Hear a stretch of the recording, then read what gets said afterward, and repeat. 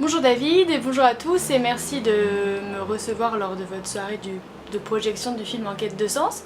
Je vais répondre aux questions que David m'a envoyées les unes après les autres. Alors me présenter et présenter mon projet. Donc je m'appelle Angélique Mangon, j'ai 29 ans, je suis journaliste et ça fait un peu plus d'un an maintenant que je voyage en Amérique du Sud pour travailler sur le thème du lien entre l'homme et la nature. Donc l'idée de ce voyage c'était de partir voyager longtemps mais pas seulement pour faire du tourisme, sinon en ayant un fil rouge à suivre. Et donc ce thème du lien et la nature s'est un peu imposé par rapport à mes envies, mes centres d'intérêt. Et donc l'idée c'est d'aller voir un petit peu dans les communautés indigènes qui ont un lien très fort à la nature, qui ont une cosmovision très particulière. Qu'est-ce qui reste aujourd'hui de ce lien avec la terre qu'ils ont depuis des générations, avec la mondialisation, avec toutes ces choses-là. Et puis de voir aussi dans des communautés, faire le parallèle avec des communautés un petit peu plus modernes, entre guillemets, de gens qui ont décidé de revenir vivre dans la nature avec un lien très fort à la terre. Donc finalement ce projet particulièrement intéressant pour moi m'emmène à rencontrer vraiment des gens différents, à la fois dans des communautés indigènes comme ça a pu être le cas avec les Mapuches au Chili ou des communautés Quechua en Bolivie et au Pérou.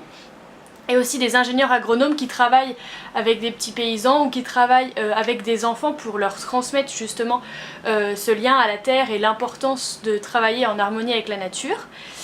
Et m'emmène aussi dans des communautés un petit peu résilientes de gens qui, de jeunes ou plus ou moins jeunes qui ont décidé de vivre en communauté et de travailler la terre et de travailler aussi avec les enfants. Finalement les enfants c'est aussi un élément assez clé dans tous les projets que je suis allée voir pour la transmission justement. Où j'en suis actuellement? Alors actuellement je suis au Pérou. Après une petite parenthèse au Mexique qui n'était pas prévue mais qui s'est rajoutée sur le programme. Et là au Pérou je m'apprête à retourner dans la jungle où je suis déjà allée en Bolivie voir une communauté qui était menacée par la construction d'un barrage hydroélectrique. Et là donc je m'apprête à retourner dans la jungle au Pérou pour aller dans des communautés Shipibo qui ont un lien très fort avec leur environnement, qui vivent en parfaite harmonie avec la selva, la jungle dans laquelle ils vivent, et qui ont un lien très particulier avec une plante notamment qui s'appelle l'ayahuasca, qu'ils prennent, qui est une plante qui donne un peu des visions, et après avoir pris ces plantes, ils font des tissages, des brodages, avec beaucoup de couleurs, etc., qui sont justement issues de ces visions qu'ils ont avec la plante. Question suivante. Quel élément du film En quête de sens ont compté dans mon projet? Alors ouais, En quête de sens ça a été un des films, avant de partir en fait en voyage j'ai lu beaucoup de livres, j'ai rencontré beaucoup de voyageurs parce que ça me faisait un petit peu peur tout ça. Et j'ai vu pas mal de films dont On the Green Road, que si vous avez aimé En quête de sens vous aimerez sans doute aussi.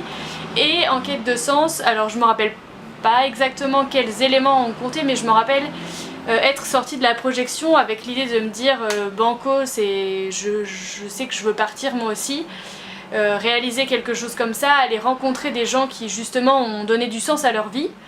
Et finalement c'est tout ça que je rencontre dans ce voyage, c'est des gens qui par leur lien fort à la terre donnent un sens à leur vie et s'engagent pour que la planète tourne un petit peu plus rond et pour que le monde qu'ils vont laisser demain à leurs enfants soit meilleur. Autre question, quelle résonance avec ce que je vis? C'est un peu la question à laquelle je viens de répondre. Justement, dans le film, de ce que je me souviens, il y a une transformation, vraiment une évolution du personnage principal. Et je vis exactement la même chose, enfin peut-être pas exactement, mais il y a aussi une transformation importante entre la personne que j'étais avant et la personne que je suis aujourd'hui, qui a gagné beaucoup de confiance en soi et qui se sent vraiment très impactée au plus profond par tout ce qui se passe, par toutes les rencontres que je vis. Et je me dis vraiment que ouais, tous ces gens, c'est eux qui ont raison finalement, qu'il faut être optimiste et que des gens qui ont des bonnes solutions pour l'avenir, il y en a plein. Et c'était ça aussi l'idée, c'était d'aller rencontrer ces gens-là pour pas faire comme toujours du journalisme de mauvaises nouvelles, mais du journalisme de bonnes nouvelles. Et puis rencontrer des gens qui ont donné un sens à leur vie, et donner un sens à la mienne aussi en faisant ça finalement. Et je crois que ce qui se passe dans le film, c'est que finalement il trouve le sens un peu de sa vie en faisant ce voyage, et c'est un peu l'impression que j'ai moi aussi de ce qui est en train de se passer dans ma vie, de trouver de me dire finalement ça c'est ce que je voulais faire depuis toujours. Et je le fais et je me sens utile en allant voir tous ces gens, en écrivant ensuite sur mon blog pour parler d'eux. Et puis en donnant des conférences, là j'en ai fait déjà 7, à travers les pays dans lesquels je vais pour justement raconter tout ce que j'ai rencontré. Et puis vous parler aussi, ça a beaucoup de sens pour moi. Question suivante. Que dirais-tu à des personnes qui viennent de voir le film et qui n'ont pas tous envie de partir à l'autre bout du monde ? Eh bien je leur dirais réalisez vos rêves quels qu'ils soient, parce que finalement moi mon rêve c'était ça, c'était de partir voyager à la rencontre du monde, et puis je suis en train de le réaliser et aujourd'hui c'est un des plus grands bonheurs, mais alors après chacun a des rêves particuliers quoi, on n'a pas tous le rêve de partir voyager à l'autre bout du monde, et du coup, mais je pense que réaliser ses rêves c'est la plus belle chose qu'on peut faire, donc ce que je dirais c'est s'écouter soi-même, prendre un peu du temps pour être seul et pour réfléchir. Finalement voyager seul c'est aussi quelque chose de chouette parce qu'on a du temps, on est seul avec soi-même et on doit prendre des décisions tout seul et on doit apprendre à savoir ce qu'on veut nous-mêmes et pas ce que veut notre voisin, ce que veut notre mère, notre père, notre cousin, notre frère ou je sais pas quoi, ou notre compagnon. Et donc écoutez-vous et réalisez vos rêves, c'est vraiment ce que j'aurais envie de dire aujourd'hui. Et merci beaucoup en tout cas de m'avoir sollicité pour intervenir, ça me fait beaucoup plaisir de partager à chaque fois.